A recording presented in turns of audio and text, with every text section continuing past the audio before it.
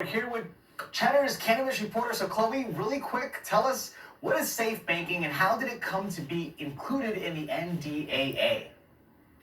Hey Ken, sorry about those technical difficulties, but safe banking does open up banking services to cannabis companies that are operating legally in their states. Because cannabis is federally illegal, many banks don't serve cannabis companies for fear of retribution, up to and including losing their federal charter or just dealing with onerous reporting requirements.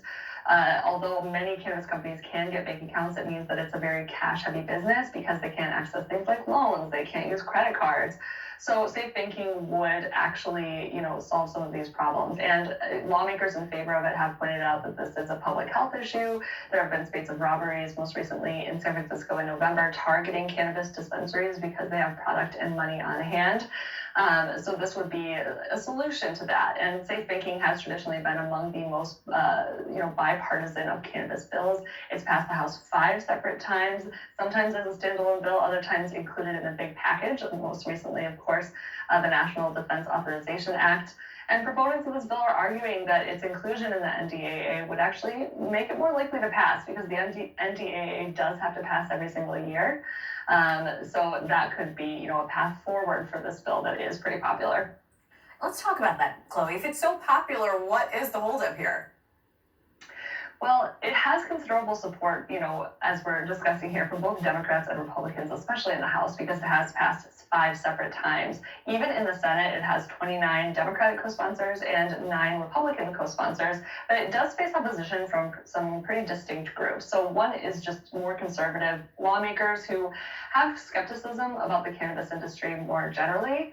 But the other group is actually more progressive lawmakers that don't exactly take issue with what's included in the bill, more of what is not included, and have very specific requirements about how they want cannabis reform to happen. This does include Senate Majority Leader Chuck Schumer, Finance Committee Chair Ron Wyden, and Senator Cory Booker, who are preferring more wide-ranging, sweeping cannabis reform that has to include equity provisions. And a good example of this is the bill that these 3 came up with, the Cannabis Administration and Opportunity Act. Booker has actually said, quote,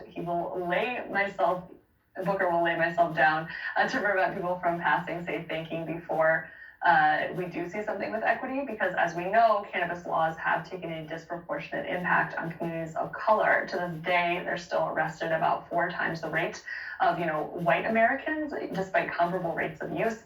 And this has led to, generations of missed opportunities in terms of education, employment, even housing.